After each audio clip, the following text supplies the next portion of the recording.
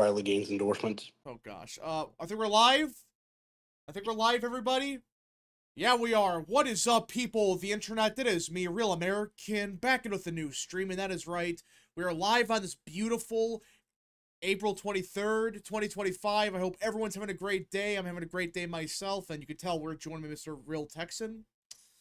Hello. Welcome to the stream, good sir. So another busy morning, a lot of stuff happening across the world. We got to talk about the Illinois Senate race. We got to talk about Michigan. We got to talk about the trade war stuff. Yeah, a lot to get to. It's a very busy stream, but before we get into it, don't forget to like, subscribe, share with your friends, and of course, join the channel today. These are all great ways to support the daily content, and if you have any questions, concerns, or want to support the channel even further, best way to send super chats via the chat. Again, I read through as much chat as possible, but usually super chats are the best way to get your questions answered. I think that's it. Yeah, no super chats yet, but again, I'll read through old super chats when they come through. All right, so we do got some pretty big news out of what should we even start with? What should we actually start with, I wonder? I guess Illinois. Illinois, yeah. So a little while ago, Dick Durbin, I think he's the Democrat whip, right? Mm-hmm. Yep, the Democrat whip in the Senate. He is one of the most powerful people, most influential. He just announced he will not be seeking re-election. He's officially retiring, and that means this primary is going to be an utter shit show. That's what this means. So, do we have any clues going to run yet or no? I don't know, but I saw this comment from Drew Savicki, and it's actually a pretty decent point. With Durbin's retirement, it will likely be a very long time before Illinois has another downstate senator. Oh yeah, because he lives in downstate Illinois, right? I believe so. Yeah. So yeah, it's gonna always be somebody from Chicago or like the suburbs. So. Yep. Reasonable to simp for 2. Is Barr a good candidate? I don't know much about him. We'll get to Kentucky in a second, but yeah, I'm not a big fan of that primary. Not a big fan of that one, but yeah. So overall, Dick Durbin, he is retiring. And we're gonna get somebody even worse than him because it is Illinois. I mean, who's the mayor of Chicago again? Is it like Brandon Johnson? Yeah. What if he runs? Obviously, he wouldn't win, but it's like that's the type of thing that would happen in Illinois. When you think things could get any worse, they find a way to pick somebody even worse than what's her name? Lightfoot, I think it was. Yeah. Yep. So it's like they're gonna pick some radical. It's gonna happen. So, Senate Slayer for 5. Hey, Rap, did you guys hear about the potential news of the migrant sent to El Salvador that has his withholding order actually says Guatemala? Wait, what? Wait, what? I don't know. Actually, I did find I'm looking at the Democratic primary for Illinois right now. So far, the only one that's formed an exploratory committee is Meredith Shiner, who's just an irrelevant person. But publicly expressed interest, there's 2 big names. There's Juliana Stratton, who's the lieutenant governor of Illinois, Huh? and Lauren Underwood, who's the congresswoman from the 14th district. That's, I believe, DeKalb, Joliet, some other stuff. All Yeah, right. well, yeah, Joliet and Naperville. So Lauren Underwood probably will get the nomination, I think, in my opinion, if she runs. She is from Chicago. I mean, actually, so is Juliana Stratton. They're both black women, so that'll probably be a big plus right there. Yeah. Okay, so I'm looking this up. Yeah, so apparently the frickin' bozo, the Garcia guy, apparently in 2019, this court case, it turns out a close read of the judge's withholding of removal order for 2019 shows it was for Guatemala, not El Salvador. Really? So, I'm kind of confused what this means. So, hold on. DHS has not shown there are changed circumstances in Guatemala that result in respondents' life not being threatened. I don't know what this means. Like, I'm guessing that people said Trump was right. So. Going back to Illinois, I was looking at the Republican primary, and someone that's publicly expressed interest in running is Darren LaHood from Illinois 16th. Oh, so gosh. Why would he potentially run? you could. Why? I don't know, but it does leave an open primary for the Republican seat. So I guess it helps us because somebody better there, but. yeah, that's true. But why would you run like it's Illinois? I don't get it. Object Clays Cater for 5. If Durbin is retiring, that might indicate that there's serious trouble in the party and the leadership. Something is probably not looking too good. Well, I think Durbin's a little bit older, but I do think part of it's like the Democrat Party's a shit show right now, so they don't want to deal with it. It's that, and it's that in his age. Yeah, he's getting up there in age. He's like I believe he's I think he's 80. Yeah, so General Hyder for 5. Did you hear that Tim Pool went to the White House press conference and liberal news got pissed? I saw that. I don't get why they give Tim Pool that. Why? Well, they're trying to get more podcast hosts in the newsroom. Well, just give it to, like, I don't know, America First Insight. So I had to plug that in. What is the Durbin retirement? Yeah, so Dick Durbin's retired. He's gone, so. He's gone. Now, I do wonder, like, oh gosh, there's been a couple congressmen and women I think that's gonna run, because this is a seat they're gonna have for life. Whoever wins the seat, they give as long as they want. So, yeah, I mentioned Lauren. Yeah, I mentioned Lauren Underwood. If any Yeah. congresswoman's probably, if any like of the Chicago Democrats are going to get it, it's probably her. Yeah, and it's gonna be somebody from Chicago. There's no way in hell they're gonna downstate person again. It's just not gonna happen. That's the Democrat Party now. Yeah. Isn't Chuck Grassley like 10 years older? Yeah, but that's Chuck Grassley. Yeah, he's 90, and he intends to serve till he dies. Yeah, and then his son's gonna get it, their grandson. Yeah. So yeah. I think Richard Irvin would be a decent candidate. Oh, wasn't the guy that ran for governor or something? Brandon something, I'm not sure. Yeah. Oh, Darren Bailey, that's what it is. Darren Bailey. Yeah. I don't know. I wouldn't run him again. I don't think Trump likes him either, so there might be something up with that. Yes, okay. I'm reading more of this this Garcia thing.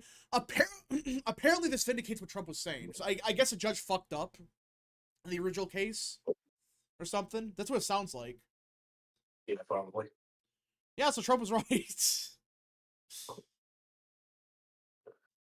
Yeah, so what was the point of this? What was the whole point of this whole, like, Garcia thing? Why? Why did Democrats die on this hill? And there's like 10 of them now in El Salvador, which, listen, Bukele can do the funniest thing possible right now.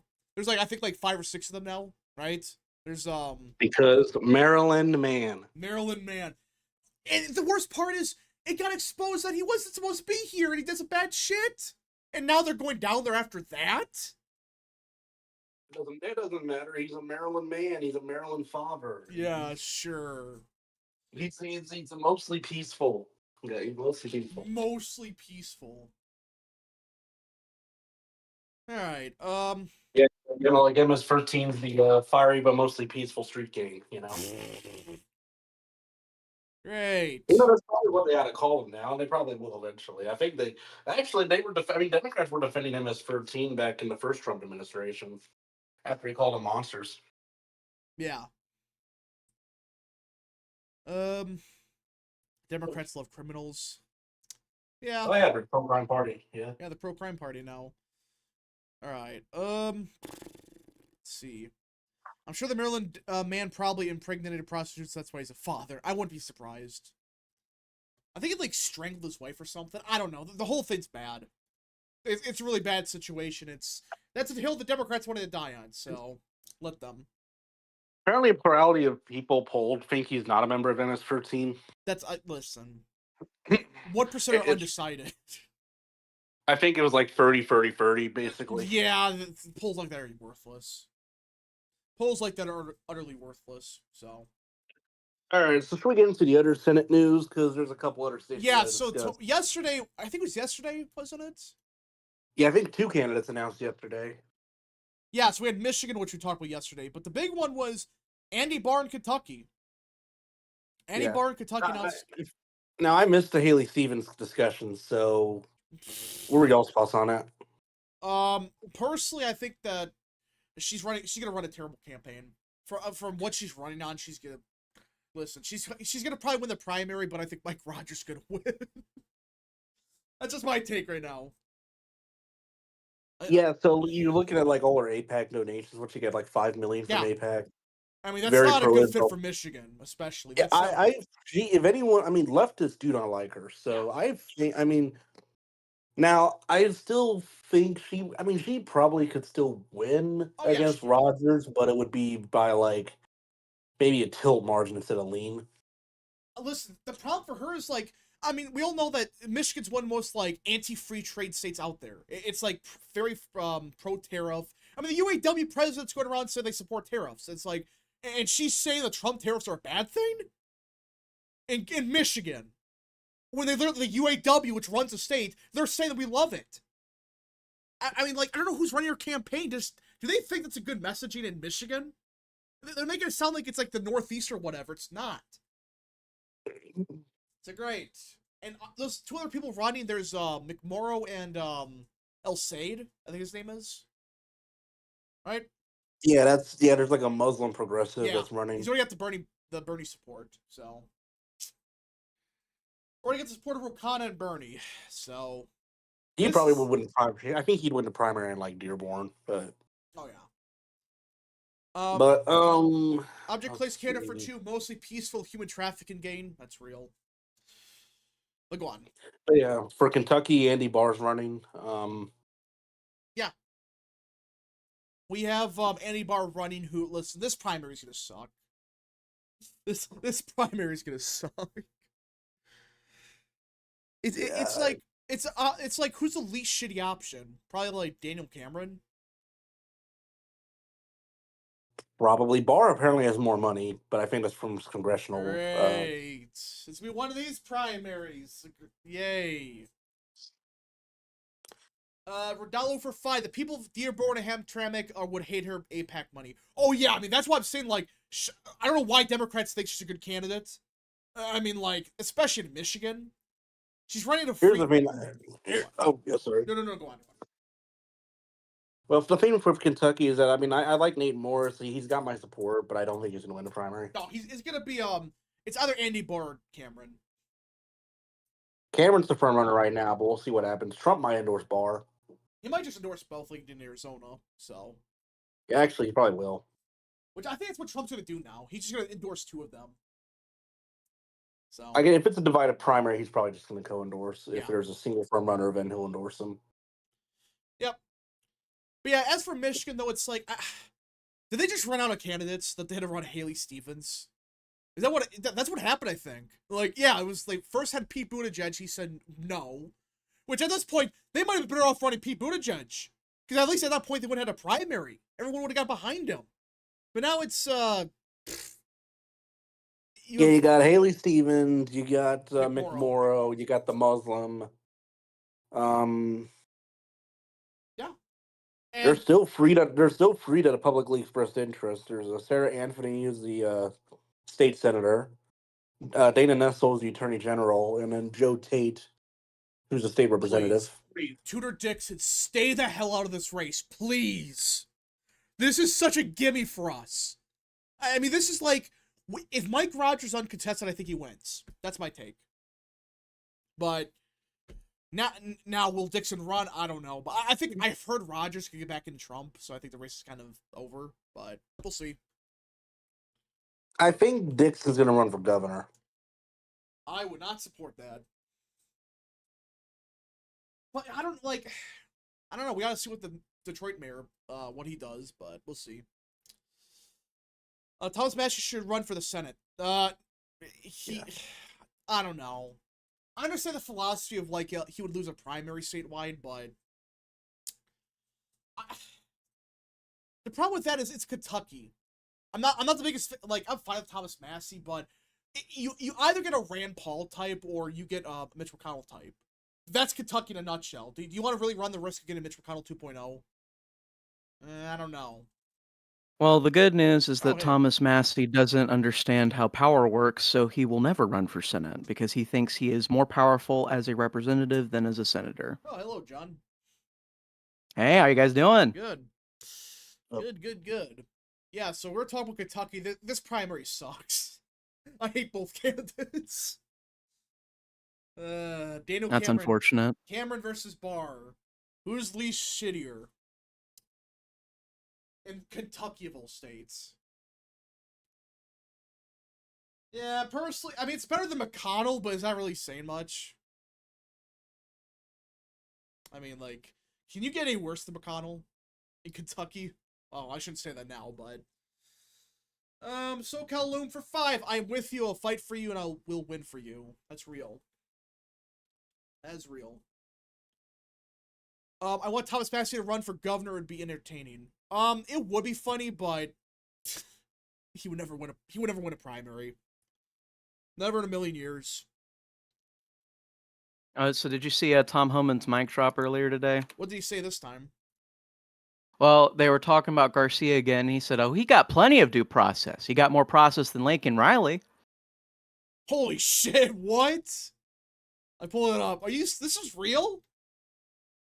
No. Wow. I mean, this is good. Like, I think the Trump administration, their message has been kind of bad lately. I think this is what they should say. Just say, hey, he got more due process than Lincoln Riley. No one said anything about that. And speaking of Garcia, I mean, oh, go on. At the end of the day, the procedural trap hole is just something that Democrats are trying to trap us in, whether it's for illegals or for anything else. Right now, what you really need to focus on for public messaging is pointing out the extreme evil that has been committed against America and American citizens, and contrast it to what the Trump administration is trying to do. Because if you do that, whether or not there is procedures that are being followed or not, the people will understand that, like, Trump's trying to fix things. They tried to break things. Apparently breaking things is legal and fixing things is illegal. What's up with that? Yeah, speaking of Garcia, like we talked a little bit about this earlier. Apparently the judge, this whole thing's getting stranger by the second. So apparently this original court ruling or document or whatever, back in 2019, apparently it said like the withholding of removal order from 2019 shows it was for Guatemala, not El Salvador, for the Garcia guy. I don't know what the hell's happening. The more I hear about this case, the more crazy it gets. It's like, wait, what? Why they mention Guatemala now? I thought it was El Salvador. This whole thing just sounds sketchy. I don't know. Like, what the fuck happened here? But he's a Maryland father. Oh, gosh. Yeah, he's a Maryland father. Yeah. Yeah. Sure. Well, let me take a quick look here. When did Bukele come into power? You guys know off the top of your head? 2020, wasn't it? Or maybe it says assumed office 1st of June 2019, and MS-13 doesn't really functionally operate inside of El Salvador anymore, does it? Yeah, no, it doesn't. So, I mean, I might be combining things in my head here, but maybe because Bukele came into power in 2019, he was trying to, he was in Guatemala because it just wasn't safe to be in El Salvador anymore as an MS-13 gang member. Bruh. I don't know, this whole thing's sounding very sketchy. This whole thing is not sounding right, but... We know for a fact that his citizenship is from El Salvador. But he was sent to he was ordered to Guatemala, and what the hell? Does anyone know, like, what the hell happened here? Because the more I hear about it, the more sketchy it becomes. It's like, wait, what? Why was he ordered to go to Guatemala? I have no clue. Let's see. Is Mark Warner going to run for re-election? He might not. We'll see. But my Maryland man. Yeah, it's Maryland. No, actually, Maryland father. The Maryland father, everybody. Man, fodder, whatever. Mostly peaceful. Mostly peaceful. It's like, I don't get this. What was the whole point of dying on this hill for Dems? What was the point? They're still going down there. They sent like 6 more of them, those idiots down there. After killing dictator, we're gonna invade El Salvador and nation build. What's Bukele's approval right now? He's like 95%. Pretty sure he's in the 90s in his own country. Yeah. Because people love him. It's like, they don't give a shit. He's doing good. Who cares? Can't come for 2. Keep digging into Garcia Dems. Keep doing it, please. Yeah, just keep tripling down. Keep tripling down. By the way, did we ever discuss the Georgia stuff? What Georgia stuff? Like the Georgia governor race? What happened? Sigh of relief for Republicans. Jason Carter will not be running. Ah, really? Yeah, his wife is battling brain cancer, so he's not running. So then who's running then? Let's see. Well, where's Fiend standing for Georgia governor? So, currently the only candidate is Jason Esteves, who's a state senator. Damn. Keisha Lance Bottoms plans to run. Stacey Abrams hasn't ruled it out. Jason Carter says he's out. And Lucy McBath recently suspended her campaign. Yeah, what was that about? I thought she was running, but then she dropped out? Hell, if I'm guessing, I don't know. But it's probably Bottoms or Abrams. That's the Democrat nominee. What a great list over there. All right, Inari for fight. El Salvadorian ordered to Guatemala. Liberal judge thinking all Latinos look alike. What's probably going to happen with Georgia is I think they're waiting on Stacey Abrams to make a decision before people start running. Yeah, we'll see. But yeah, the liberal judge thinking all Latinos look alike. Oh my gosh. Morton by yourself for 5. Don't forget the abbreviation for Kentucky is KY. Greetings from behind the Communist curtain of Eugene, Oregon. Thank you so much for the super chat, good sir. So my guess what happened with Georgia is it's probably if Abrams runs, that's the primary. Yeah. If she does not, then Bottoms will run, and she'll probably be the nominee. But you'll probably get other people running as well. Yep. Would Bukele win a re-election bid? Guys, he would freaking win by 90 points. Did he win re-election by like 80 or something? Yeah, he got like 85% of the vote. It's like, guys, he's beloved down there. They don't give a shit if he's a dictator or not. They just love him. I think that was like the best performing election in a democracy in history. Yeah, an actual democracy. Yeah. Yeah. Because any better election performance than that, or like in dictatorships. Yeah, it's freaking Saddam Hussein. Yeah, like Hussein, Putin, China, stuff like that. Yeah, so like, guys, Bukele's popular. This LARP that, we gotta get rid of him. You do realize that people of Salvador love him? They don't give a shit if he's a dictator or not. They're like, no, make him a dictator. Make him a king for all we care. That's philosophy down there. They want somebody that gives a shit. Well, and as we've been importing more people from the rest of the world into this country, that seems to be a growing opinion in these states, in the UK, in the United States. You know, you saw we had that poll where Gen Z people in the United Kingdom just wanted a dictator that ignored Parliament. Yeah. They thought that would be easier because Parliament's just so screwed up. Yeah. And, you know, like some of the people saying that want a left-wing dictator and some of them want a right-wing dictator, but it doesn't matter. Actually, as far as Bukele is concerned, I've heard that he didn't even really start off as a right-wing figure at all. He just saw the crime and he knew it was a problem and he addressed the problem. And it seems that's the point I'm getting at is people want leaders that just solve the problems. They don't care what they think. They don't care about like any moderate views they have. They don't care about any of this stuff. They just want people that functionally fix the problems in the country. People don't like a dysfunctional government. They like a government that actually works, which is kind of why you're seeing the Republican Party move away from, well, let's never have government. Let's try to do small government all the time. And now it's moving towards, well, can we just have like a government that functions like an efficient government? You know, that reminds me of something. So TPUSA had Charlie Kirk had a rally at Texas A&M. Huge turnout. Both at like a tent out on the campus and in the rally at a theater.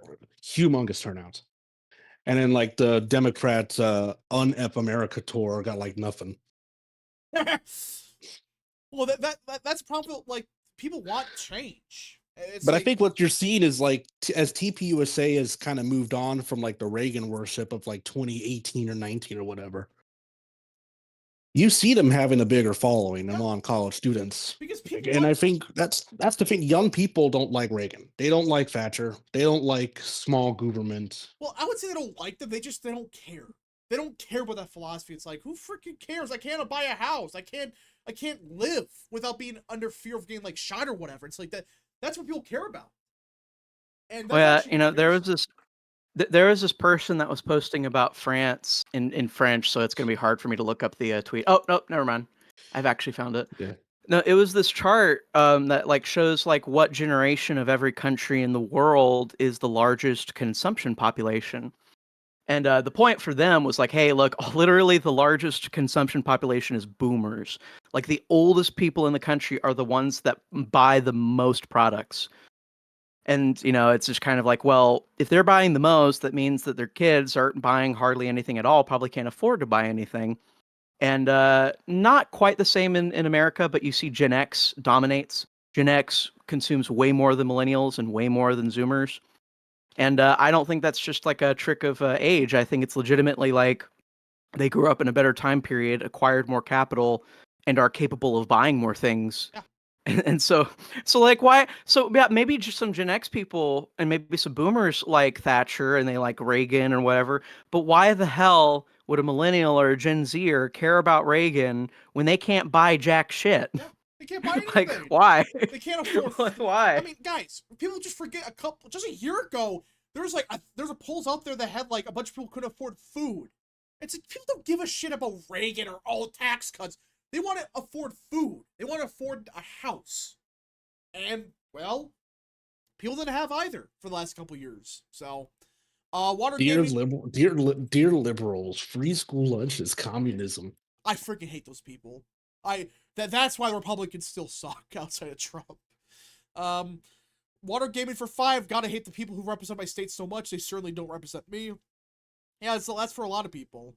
Alex Tarisco for 2. Opinion on Dan Osborne. He's not gonna win. He's a fake independent. Yeah. He's getting donations from ActBlue, which is enough to turn people away. Jackson. Like that's the thing.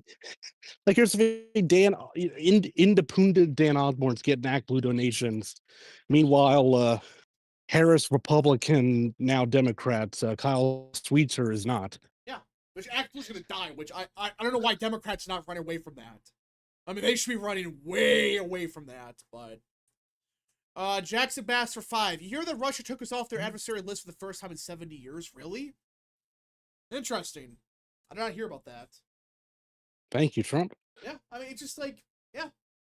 All right, we gotta, speaking of we're supposed to have bad relations with Russia. We're supposed to want to nuke. Speaking of old people kind of screwing us over, there was a poll that, let me pull this up. Here we go. So RCP did something very interesting. They looked at the approval rating by age for a bunch of polls, and well, anyone notice anything? 70 plus disapprove of Trump by double digits. Yeah, they're the only demographic that hates Trump. Only age. And they're the ones that vote. By the way, they're the ones with high turnout. You see they're the reason we lost. They're the reason we lost in Wisconsin. They're the ones protesting. They're the main ones protesting. You know, the fascist Elon Musk regime. Yeah, that's what these people are. Again, I've been saying this for a while. You look at these crowds, these protests. It's all a bunch of old ass white people. Like that's what's happening. It's a bunch of old ass white people. They're so out of touch. They're the only demographic that hates Trump. And look at every other demographic. Every other age group has the same approval, roughly. +2, +3, +5. Only 70 plus hate his guts. And, you know, I do wonder, like, part of this is because the boomers are becoming insane, right? They're voting all the time. That's part of it. I'm wondering, though, are there just a bunch of, like, older Republicans that they're like, okay, Trump won. I don't care anymore. You know, he won. My future sets. Is that what happened? Like, that's part of what's happened? Like, a bunch of old boomers are just not tuning in now? I think that maybe I vote because Trump won, so everything's better now. Thank you. I like to think that it's the opposite. I like to think that a lot of these people are just so tuned in, they have nothing else to do with their lives, True. And so they just watch the shiny cable box for freaking eternity. And look, I'm sorry, it's like if you go on and you like watch like the daytime television, I know we all have lives, but like if you just sit there and like watch an hour of like the daytime programming for even Fox News, you just see a bunch of people. They bring on a bunch of people that are supposedly right wing, and then they just despise Trump with every fiber of their being. And it's like, why wouldn't people watching that dislike Trump? Like, I don't get it. All right. Inari for 5. School lunches are prayer in school. I'll take both. Deal. Yeah, take both. That's just common sense. These numbers are abysmal. What the hell are you talking about? Like, the only demographic... Again, this is including some really shit polls, I believe, so... It's probably a bit better than this. But yeah, it's a bunch of... there's a lot of trash polls where this is absolutely artificially deflated. Oh, yeah. But like the average being this high, like you compare this to 2017, what are you smoking if you think this is bad? Yeah. The problem is, like, Democrats, again, there's the Yale poll, it keeps getting worse. They keep dropping more of that. It's like, oh yeah, young women hate Harris, and not just young white women, young minority women hate Harris. But like, actually it was +1 or whatever.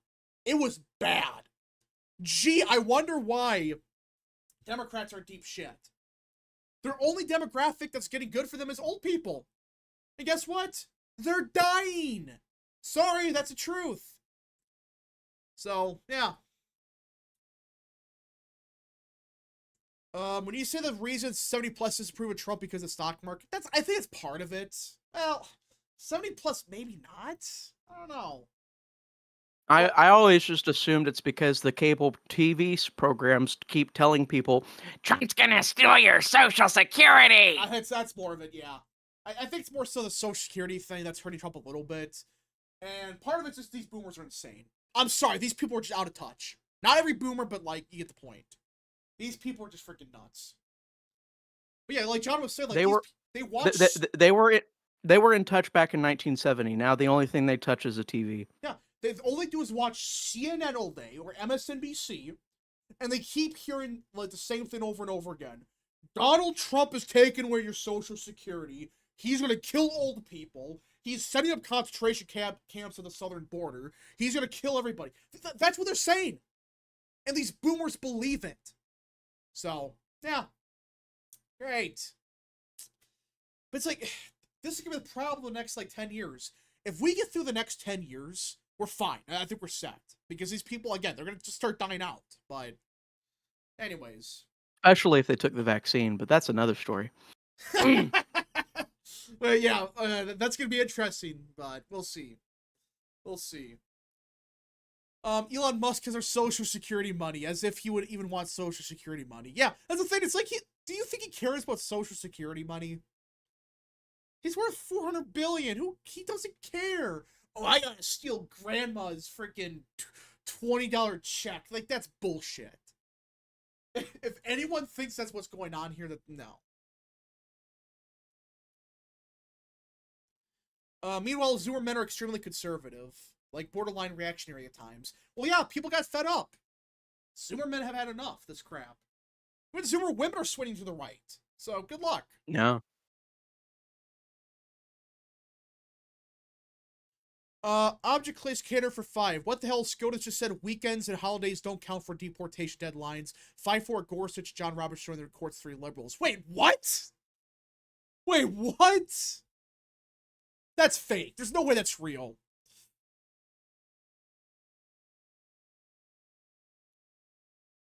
Is that real? I have no clue. I'm trying to look it up right now.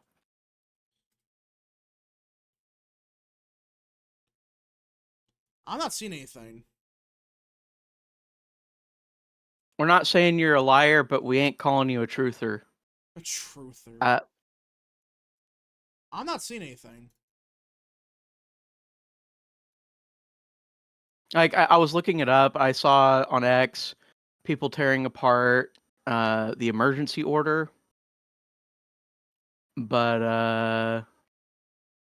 yeah, I'm not seeing anything. For some reason, I'm not seeing anything from this claim. Again, I don't know. I'm not seeing anything either, but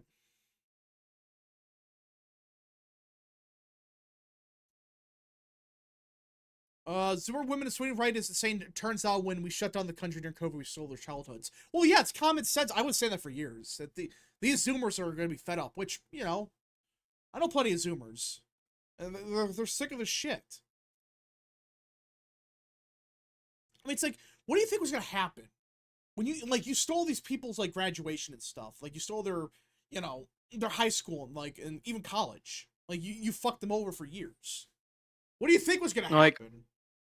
before COVID, everybody could just claim that like right-wing people who were skeptical of government were just like batshit, like crazy conspiracists, and the government just does good things and shut up. But then like they had their entire lives stolen from them for a couple of years and had incredibly insane stuff. Like there was just so much psychological damage with COVID.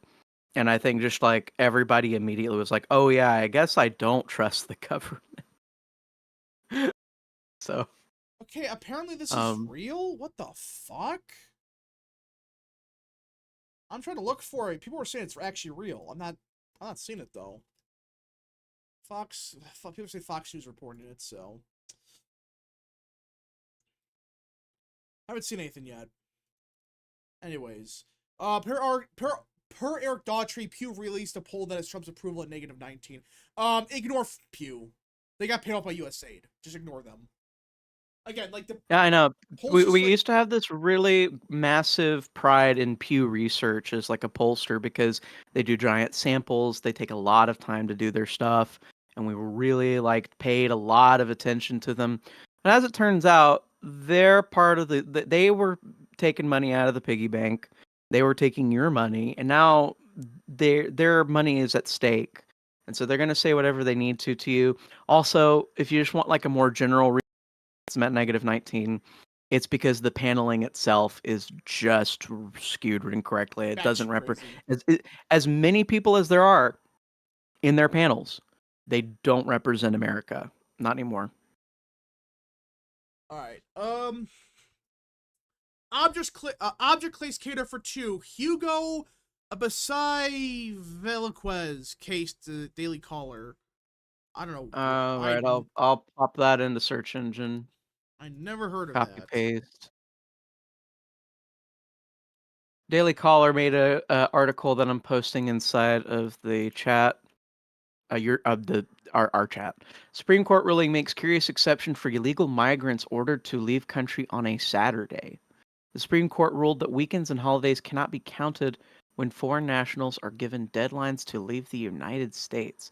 In a split 5-4 decision, a majority of justice on the nation's highest court ruled in favor of Hugo Abasai Monsalvo Velasquez, a Mexican national who had been living unlawfully in the U.S. for years and ordered deported. Velasquez successfully argued a 60-day notice to leave the country, which ended on a Saturday, should have provided more flexibility for weekends and holidays. Quote, does every calendar day count? Justice Neil Gorsuch, writing for the majority, wrote. Or does the statute operate to extend a deadline that falls on a weekend or legal holiday to the next business day? Here as elsewhere, the term days operates to extend a deadline that falls on a weekend or legal holiday to the next business day, Gorsuch wrote. What the actual fuck? Yeah, we are cooked. You know what time it is, everybody? When you start getting stuff like this, you know what time it is? You know, we currently got the Senate majority, right? 53-47. Right? What if we just said fuck the filibuster right now? Well, yeah, I mean, we do need to do that. I mean, we time. could get so much more done. We could get so much more done if we just got rid of it. I listen. I've saying this for years. I've been fighting the filibuster, even when Trump, like his first term. My argument's always been like, you don't want to get rid of filibuster because it can fuck things up. But at this point, this country's beyond cooked. This is insane. So you're telling me that you're going to give exemptions to illegals, and I guarantee you, if this was a citizen, they would have said no.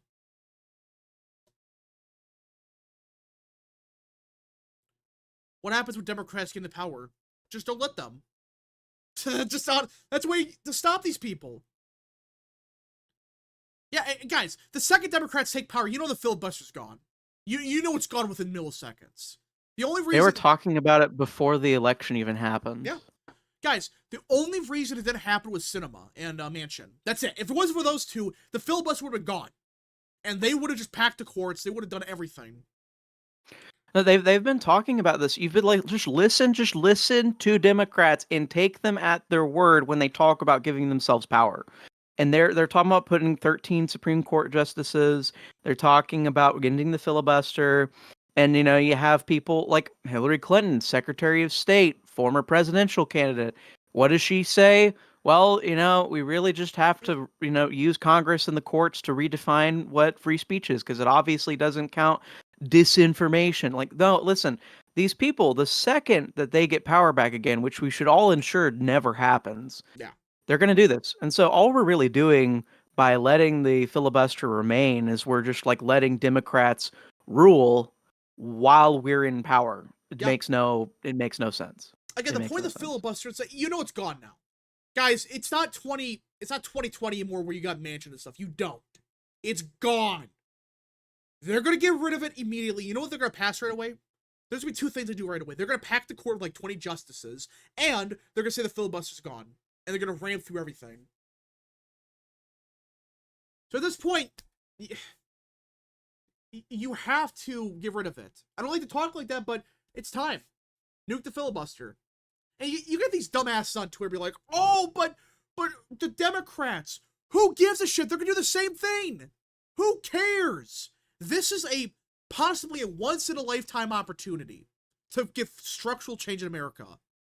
Which, listen, I want to be clear about one thing. I think Trump's done a great job mostly, all right? He's done a great job. He's been a good president. But where the hell's the DOJ at? Where? Anyone know? Where is the DOJ at? Because right now, they've done nothing. I can't think of a single thing they've done. Outside of the FBI and Ed Martin, there's been nothing done. Ed Martin's the guy at the District of Columbia. That's the district attorney or whatever. But the point is, it's like, outside of that, John, can you name a single thing the DOJ has done? Arrest people. Who they arrest? I've arrested a couple of the Tesla terrorists. They're going to be giving them long extended sentences. Yeah, but that's nothing. I'm talking like actual like throwing people in jail, not just arrest the Tesla bombers, which that's good, but I'm talking about, hey, why are we not going after Act Blue right now? Why? Well, why are we not going after these people calling for like Elon Musk get killed? Why? I'll tell you something. I'll tell you this specifically. If we get like a year or 2 years into this, and we're not really seeing anything substantial form, I'll go ahead and agree with like your general rant here. But I again, I'm just willing to be a lot more patient than you on these things. It's not. I understand. The proceduralism makes all of this slow. What makes it slower is that Pam Bondi does not have a large team. She has 10 or 12 people she can trust inside of the Department of Justice. I don't even really know what they're capable of doing, but my hope is just that the DOJ in itself is getting better, reforming, healing, and that what I really kind of want is I just want to see bad actors in the DOJ weeded out over the next 4 years. I don't know exactly what all they'll be able to accomplish, but yeah, I know. So it's just one of those things. I've got a lot of a cooler head about it. It's just I do see Pam Bondi doing stuff. If you really want to go and look, she is doing stuff.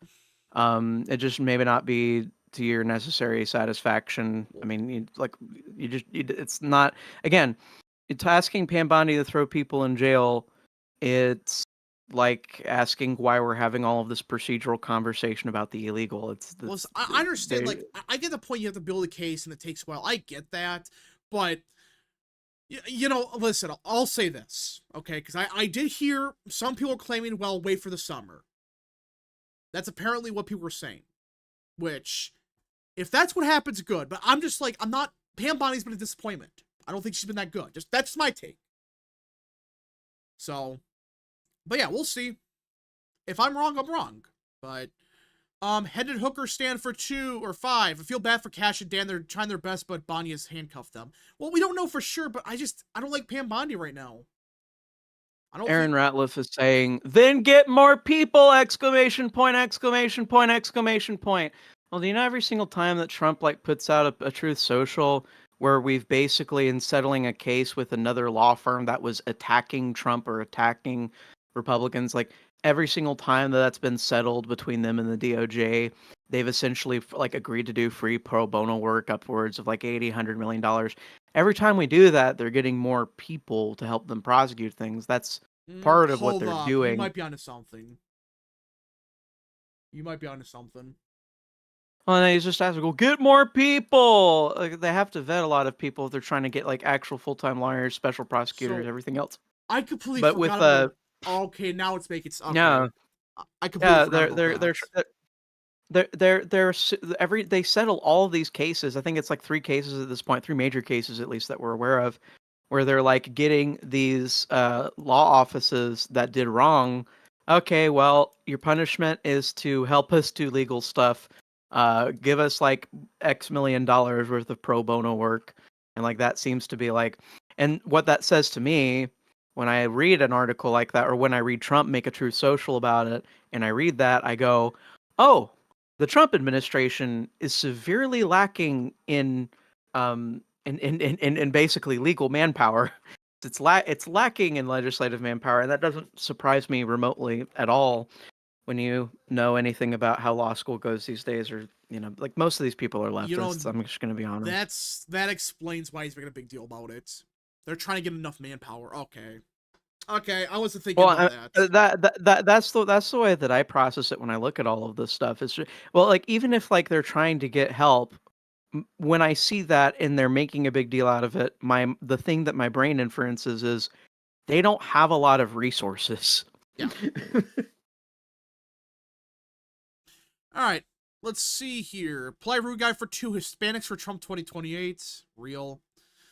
But yeah, again, I just listen. If Pam Bondi actually cooks this summer, which again, that's what some people are claiming, that wait for the summer. Apparently, that's when people are gonna get arrested. If that's what happens if people get arrested, okay, fine.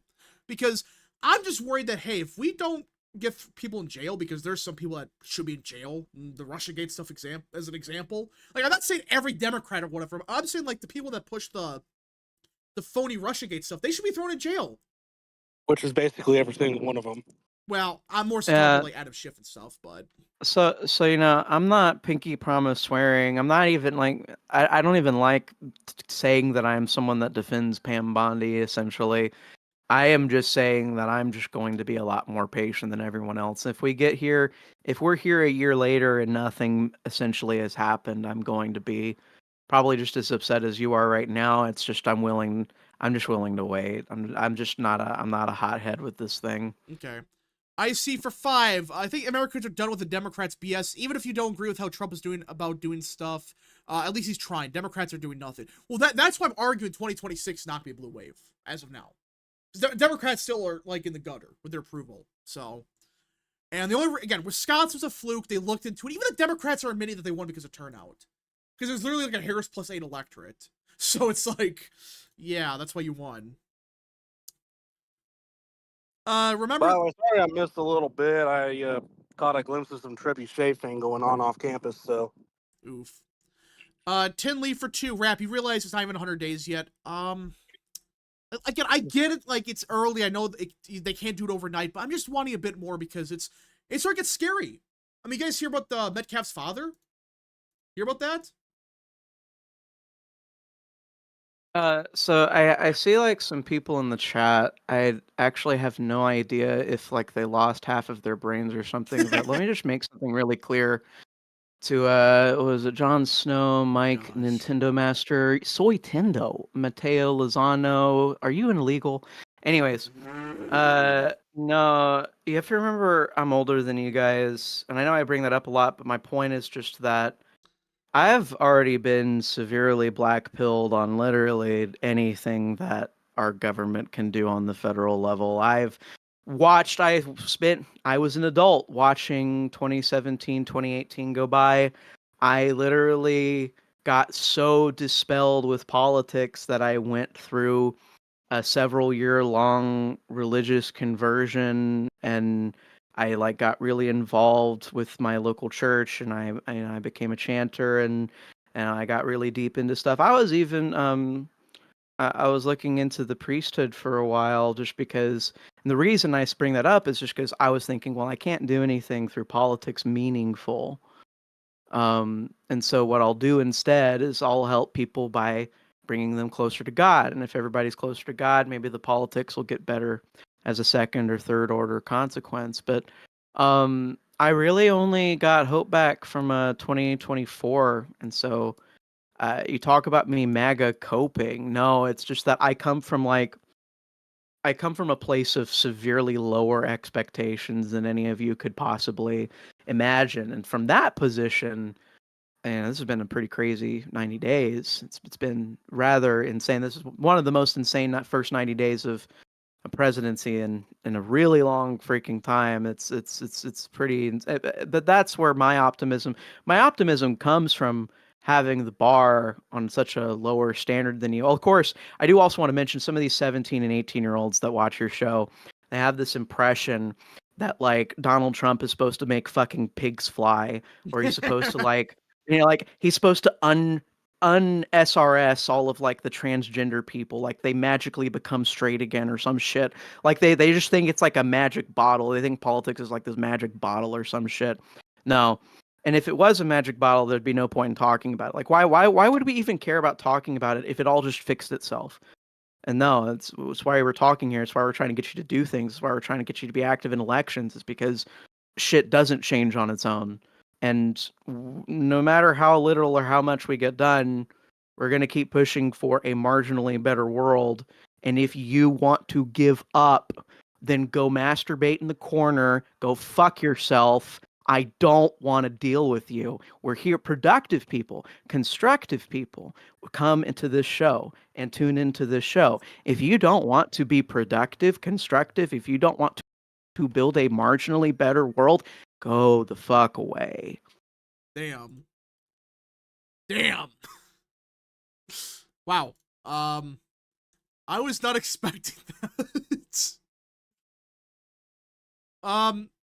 Anyways, I don't know how to I'm at a loss for Not wrong. He ain't wrong. He ain't wrong at all. That's right. Anyways, speaking of Ukraine, gotta change the subject real quick. So, apparently Trump a little while ago sent an ultimatum to Zelensky. He just sent an ultimatum to Zelensky. Let me pull this up. President Ukraine Zelensky is posted on the front page of the Wall Street Journal that Ukraine will not legally recognize the occupation of Crimea. Blah blah blah. The statement is very harmful to peace negotiations with Russia. Yeah. So he's basically telling Zelensky to fuck off. Which again, like, I think there's a deal that was leaked from Axios, I believe, and I think it said that they would recognize Crimea as Russian, and they would take parts of Ukraine. At this point, guys, does anyone really think Ukraine's gonna win anything back? No. I mean, like, so what's the point? What's the fucking point? You see, They want a nation built in Russia. That's the end goal. They want a nation built in Russia, and everybody in the West wants to basically reap. They want to do what we did in the 90s to Russia, to Ukraine today.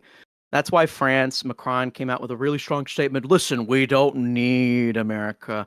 We will fight to the last drop in Ukraine. You know why? It's because a bunch of people in France, a bunch of rich people in France, a bunch of rich people around Western Europe own all of the agricultural land in Ukraine now. They've sold their future to the West of Europe. They've sold their entire livelihoods and everything else. And guess what? We're not making it much prettier because we're having them. We're taking their minerals from them. We're taking everything else from them. Poland is now going to be negotiating to take port access from Ukraine. So like Odessa is just going to have a bunch of Polish fucking people in it. I don't know if you guys realize that. But Ukraine's future is already cooked. West Ukraine is entirely occupied by a bunch of rich people in the West who are dedicated to making a shit ton of money off of rebuilding it and using its ports and doing whatever the hell else they want with it. So I just want you guys to kind of digest that. That is why the people in Europe, the leaders in Europe, are trying to prolong the conflict. France believes that their occupation and their stake in Ukraine is what gives them control over the continent. Polish people think that they have opportunities to build their economies in ways they never could before by forcing Ukraine into capitulations with them. and it's a variety of other countries. They're all just there. It's a giant sacking, I suppose, a looting, sacking, and taking. And this is what happened in the 90s with Russia when the Soviet Union collapsed. There was a considerable amount of like assets in Russia, and there was some gold and some other stuff. And basically, all of the affluent people of the West, United Kingdom, France, wherever else, we just pillaged Russia. We just took whatever we wanted from them because their economy was completely collapsed, and we could do whatever the hell that we wanted to them. Yeah. So that was what we did in the 90s for a few years. And Russia recovered from it. It's still a country, but with Ukraine, it's a lot more questionable about, what percent is this a country and what percentage is this like an economic zone for every other European country. It's a real quandary. So that's what I see. Zelensky gets his ultimatum. Either Zelensky has a temper tantrum and says no, or Zelensky says yes. Maybe Russia says no. I'm getting a lot more pessimistic on the war ending when I see all the financial incentives lining up. I'm going to be honest. All right, Inari for 2. Hardly care who wins between Russia and Ukraine. Yeah, I really don't care. I just want the war to stop. So, IC for 5. Ukraine can't win and Crimea has been controlled by Russia since Obama. Europe can deny reality, but Trump lives in the real world. Yeah, it's like, guys, Ukraine's never going to give Crimea back. That's just insane to say that. But the scary part is people actually believe it. People actually believe they're going to get Crimea. The morons on the like ground level believe it, but like the politicians and anybody else in like the upper class, they don't actually believe what they're saying. They're just saying it because, like I said, the longer the war goes on, the more they can eat of Ukraine. That's all that's going on. They're selling all of Ukraine's future to random people around the European continent. So that's what I'm trying to get you guys to understand. When they say these things, when Macron says this stuff, when Starmer says this stuff, they don't believe Ukraine can win. They just want agriculture, ports, money, minerals. They want to harvest Ukraine. It's about harvesting Ukraine. It's not about saving Ukraine. I mean, they don't give a shit about Ukraine. They just care about making money. That's what it comes down to. Sorry. They care about making money. Alright, another news. So, I guess there's now a betting market for the Pope. So... Yeah, the Pope being, like, trans or something. What the fuck? What? That was a betting market. Like, the betting market on, like, the Pope being trans. Alright. If you want free money, just bet no. Yeah, so apparently they have a betting market, which I'll say this, do not bet on the betting market. Don't bet on who the next Pope's gonna be. For starters, who frickin' knows?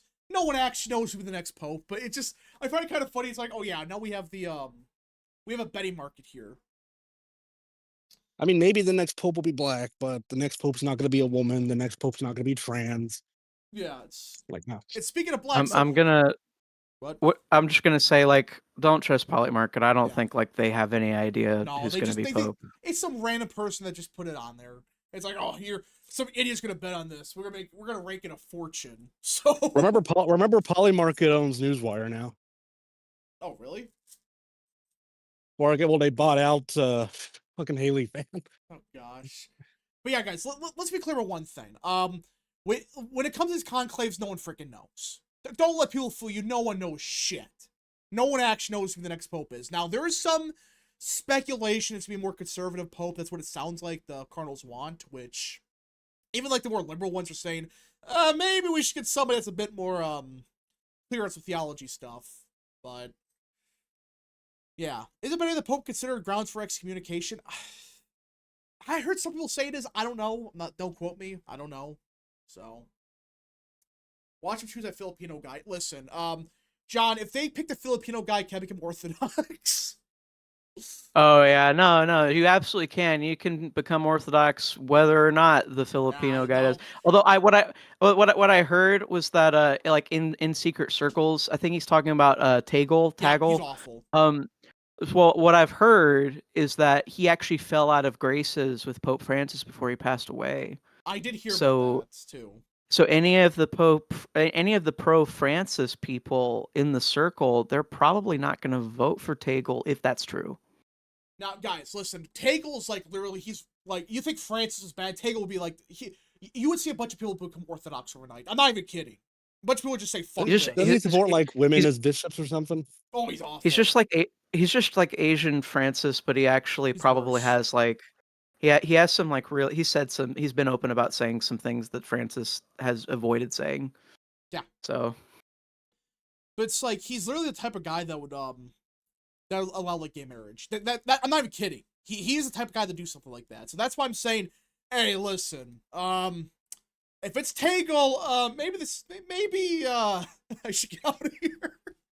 Which I'm not. I'm kidding, of course. But like, the only thing I want to say to people, I'm not telling people to convert. I'm not telling people to do anything else. That I'm here as a talking about politics, not religion. But don't rest your faith on who the next pope is. Don't rest your faith on what the opinions of the next pope are. I really want people to be able to decouple their faith in Christ or in the institutions Christ established, which for many people they believe to be the Roman Catholic Church. Don't decouple your belief in the institutions Christ established from whoever inhabits the See of Peter. Please, for heaven's sakes. I hate reading articles and stories, and these are usually from like, severely online people, but they apostatize and stop believing in God entirely just because there's like a liberal pope. Please, don't do that. Now, again, I was exaggerating a bit, but like I would not be happy. Tegel's the one pope that would literally listen. It would not be pretty. All right, that's what I'm gonna say. But Mike Finn for 2, the trans woman pope referred to that conclave movie. Oh gosh, that.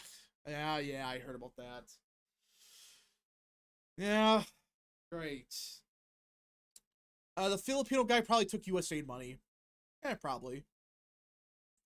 I think a lot of people who are betting aren't Catholics, so they don't care about excommunication. Maybe. Probably.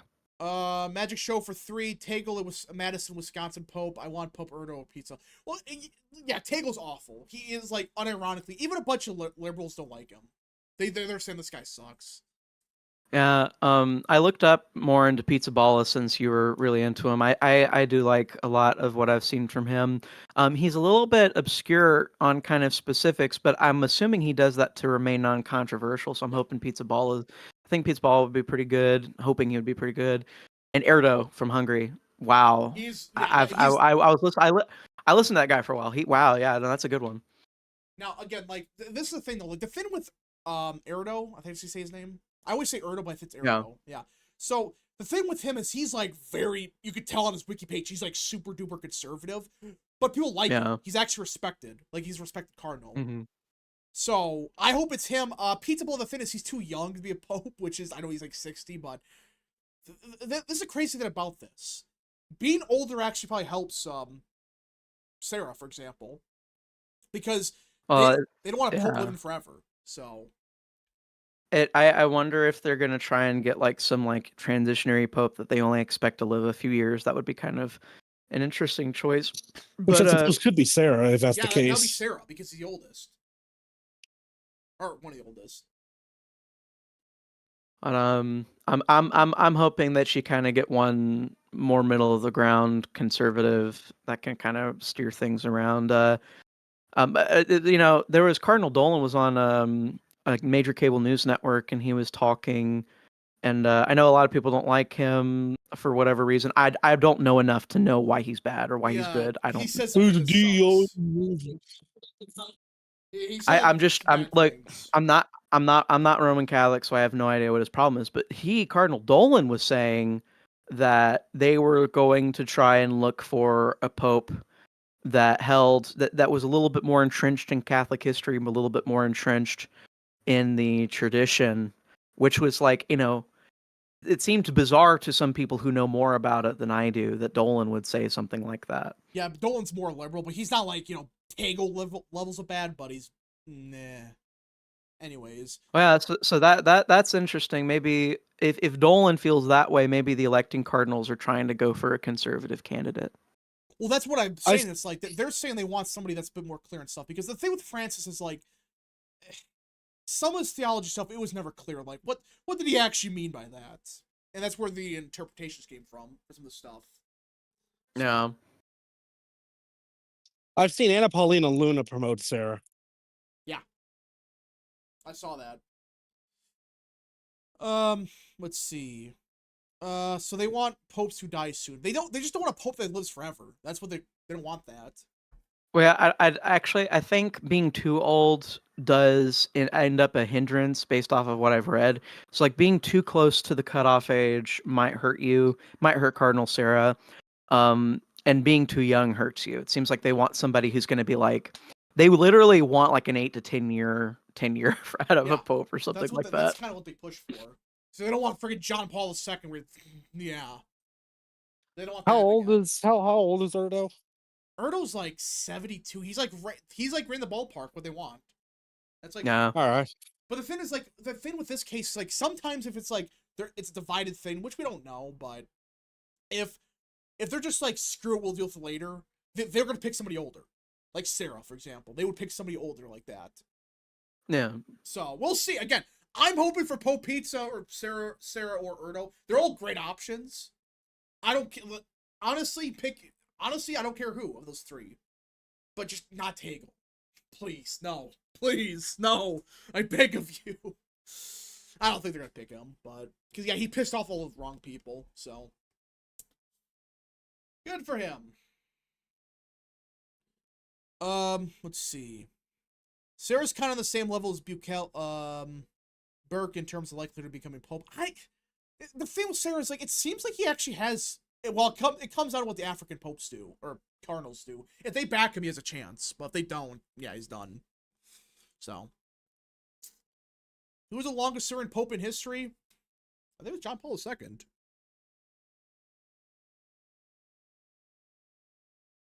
I mean, there's been hundreds of them over the course Pope of thousands Pius, of excuse years. me.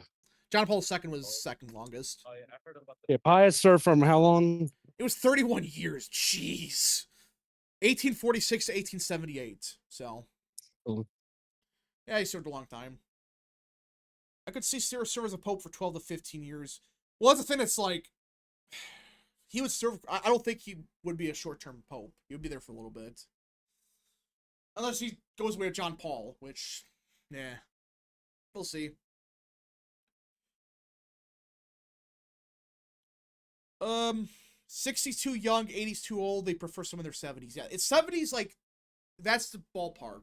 And that's the problem with Pope Pizza. He's only 60, I think. So, yeah.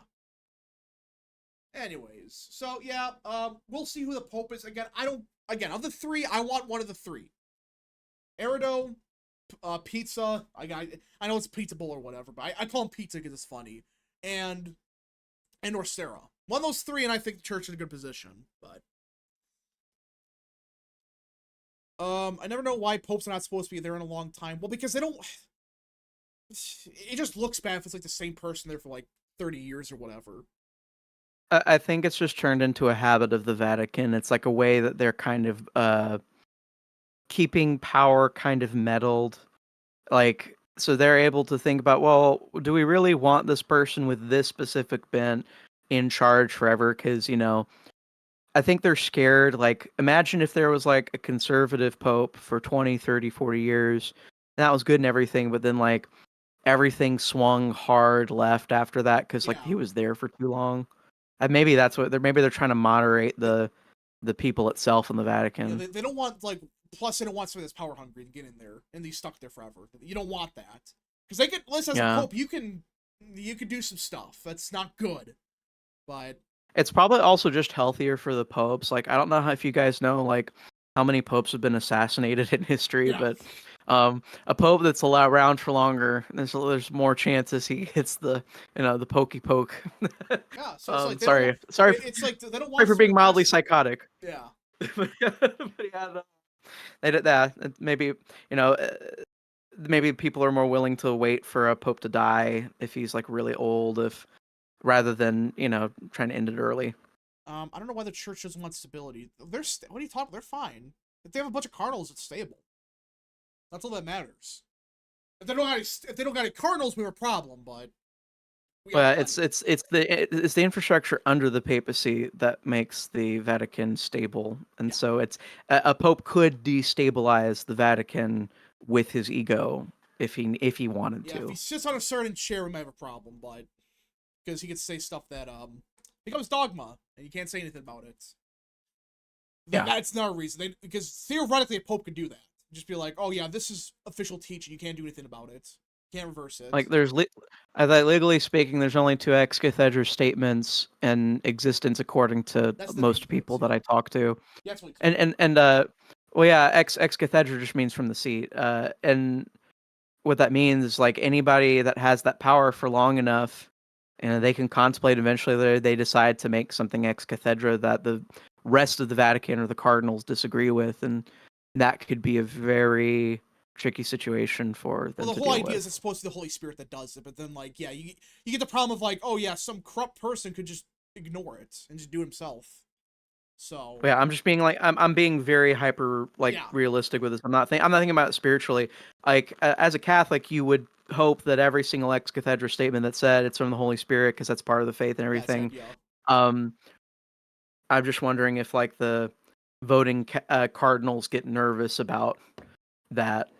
I don't know. I remember that was apparently that's a big ordeal like Francis. They kind of asked them, don't sit in the chair. Do not sit in the chair. Or it was something about yeah. They're like, dude, don't. Yeah. That's what I mean. Yeah. But yeah, again, no pope's gonna do that. It's super rare. Like John said, it only happened twice in modern era. And before that, it's only happened like 3 times. Now there's people that say it happened a 3rd time, but nah. It's only happened officially twice in the modern era. So, and that's for I think the Assumption of Mary, and I think there was one more. The Immaculate Conception. Immaculate Conception. Yep. Thank you. So yeah, it's those 2. But seriously, I'm rooting for literally anyone that isn't like the Filipino guy. And the good news is the Filipino guy is the only real bad one. The rest are like, at worst, be the same as Francis. You know. Yeah, that seems like Zuppi seems like Italian Francis from what I can tell. All right.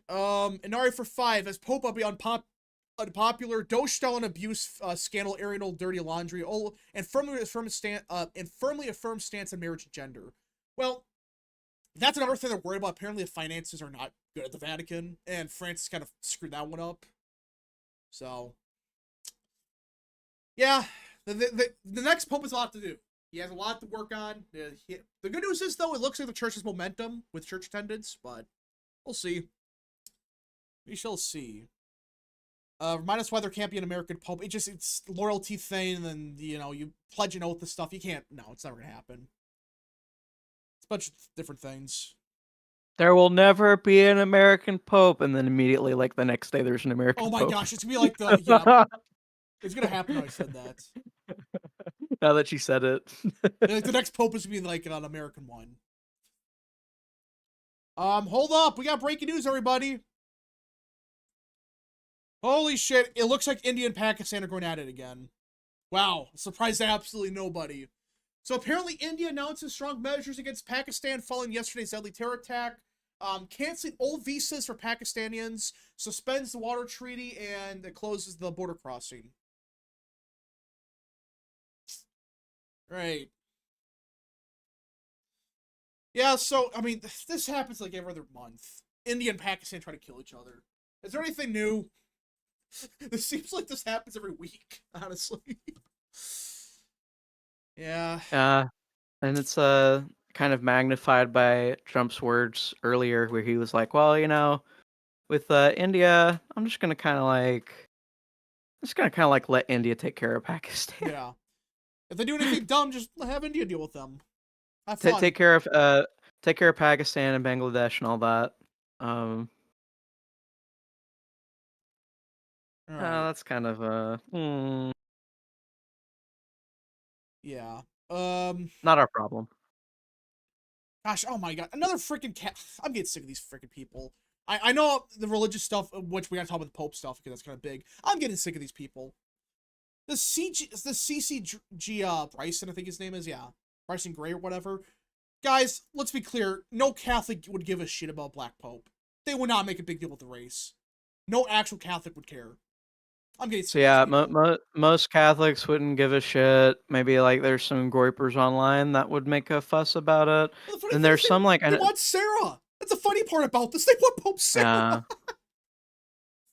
I mean, like maybe they want it. I know there's some trad Twitter people that really want Cardinal Sarah, Yeah. and like it's like it's one of those things where it's like it doesn't affect me, but I don't blame them that much.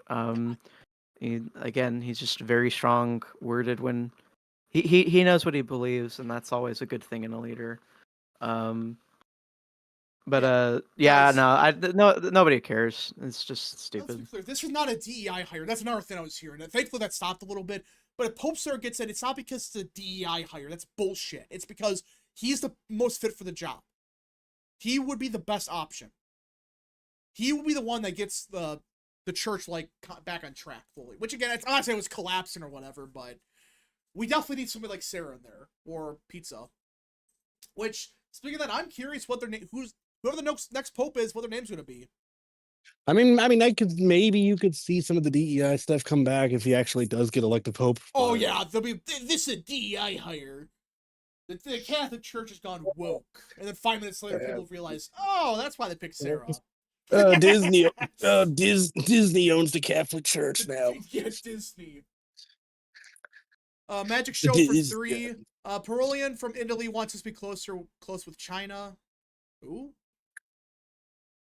By the way, the Disney comments, I've actually seen those from people. Are you serious? Yeah, Disney chose the Pope or something. These people are dumb. Guys, whoever the next Pope is, it's going to be more conservative, and if it's Pope Sarah, that's like best case scenario, the West is saved. And the weird thing is I'm sorry I got what? Damn. But guys, Pope Sarah's the weird thing is he's against mass immigration, but I believe he actually has good relations with Muslims also. So that's kind of a weird situation, which actually might help us. He's somehow very anti-immigration, but he's really good friends with Muslims, which I don't know how that works, but yeah. There were popes from Syria and North Africa. Yeah, but I don't think there was they were African, but I don't think they were. That was 2,000 years ago. So, asking if there's been a non-white pope before, bro. Most of the popes were from Italy. What do you think? But that was a joke. Okay. Sorry, I had some connection issues, but did he? I don't know if he caught what I said. Yeah, some DEI stuff. John, go on. No, I was just making that joke. About Parolin. He was Vatican Secretary of State, and so I kind of worry. I kind of worry about Parolin, even though he's supposed to be a moderate guy, because when you talk about China, he was supposedly involved with the debacle with Francis in China. As you guys know, anybody that has kind of looked into that a little bit, that's bad. We've not we. I'm not Catholic, but the Vatican kind of screwed the pooch with the Catholic rights in China. That whole thing's kind of been a giant catastrophe, and so I don't like people who were directly involved in that catastrophe being in charge. I think that would be kind of bad. All right, business next for 2. Only ones I see hate on Sarah for his race are some MAGA boomers. If Sarah's chosen, it's due to his loyal service to Christ, not because of skin color. Yeah, because he's very traditional, which is what it sounds like the Cardinals want. Even though our liberal ones, they want somebody a bit more traditional to bring it back a little bit. And it's because he's just good, and he understands, hey, we have a lot of problems here, and we got to solve it. So, Christianity was big in Africa way before Europe. No real Christian would care. Yeah, what's the first Christian country, Ethiopia or something? Ethiopia was a very early country. Armenia, it was. Obviously, Ethiopia, their church, it keeps books out in its canon that most other churches don't. They have. I think even when Africa was mostly colonized, Ethiopia was still an independent country. Which Orthodoxy is it again? Ethiopian Orthodox. I believe that they have communion with some of the Coptics. Let me double check. It was Coptic. Yeah, I think it was Coptics. I think it was. Yeah. Yeah, I'm pretty sure that they're a non-Chalcedonian communion. Yeah. So I mean, guys, the Christianity came from the Middle East and Africa. Come on, this freaking crap. Oh, we would care? No, who would freaking care? No real. I think that when it comes to becoming a high-ranking clergy, Sometimes they may make like a priest or a bishop out of just like an average African so that they can, cater to their sheep well in their African country. But when you get to the ranks where Cardinal Sarah is, there is a skill filter on its own that politics doesn't have. So you can look at a bunch of black politicians and claim that they're DEI or whatever. But when it comes to like someone that has fought through the ranks, not just a bishop, but they've gone up and up and up and up, and they're like, they're a voting cardinal. No, that's not a DEI hire. They can't be a DEI hire at that point. It's not. You're not capable of getting there as a DEI hire. Catholicism was mostly European history. Early on, not really, but yeah, I guess after a while, but I guess like the Romans, yeah. Yeah, but that So was like, Vatican, so Vatican Catholicism and Orthodoxy are the same thing. They just mean different words. Catholicism means universality. Orthodoxy means right belief. The Catholic Church believes it's Orthodox, and the Orthodox Church believes it's Catholic. For the first 1,054 years of AD, so almost over 1,000 years of history, there was a church, and a lot of it was in West Asia. Some of it was in Africa. You had the church in Alexandria that was part of the Catholic Church, whatever you're trying to call it. I don't even think like the Church of Alexandria officially ceased communion with the papacy. I think it was like 100 or 150 years after the Great Schism. But yeah, no, so that's just historically illiterate if you're saying that Christianity hasn't been present in Africa. That's just it's historically illiterate. Hey guys, when I say Catholic and stuff, I know it's technically different, but like the differences between Catholic and Orthodox, I honestly I don't care. That's just my take, but yeah, usually when I refer, especially that time period, when I say Catholic or Orthodox, I mean the both. Come on, it's not the shit of like, oh, it's so different. Not really. There are some differences, but anyways. By the way, did you see what Kevin Stitt did with like a group of kids? What do you do now? Let me send this here. Some dance move or whatever. I don't know. Gosh. MAGA boomers are actually worse. Yeah, MAGA boomers would be pretty bad. Or I guess like the MAGA, or I guess like the Q boomers maybe. Oh no! What did he do? Did he do the? He did the freaking gritty. He did the gritty.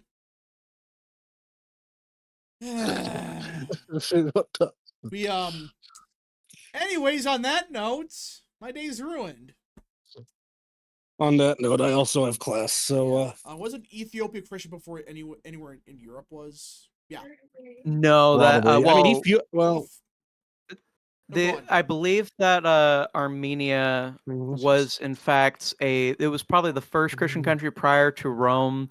As far as Ethiopia goes, it was established roughly like if you're talking about like the difference between times when they were established, it was probably like 50 to 80 years apart. The Ethiopian church being established and Rome legalizing Christianity and then becoming Christian in the year 380.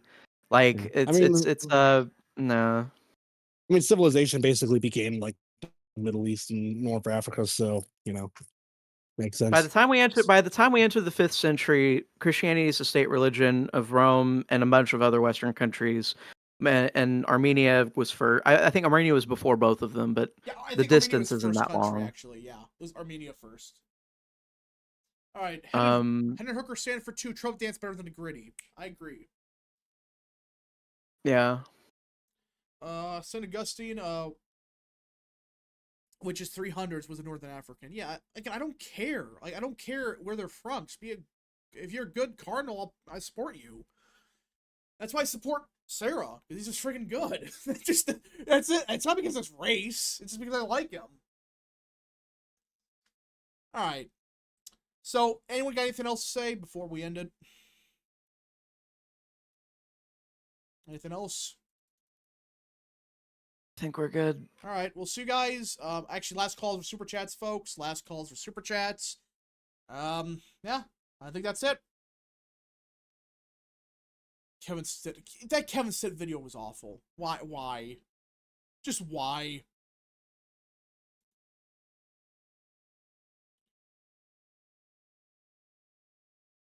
Okay.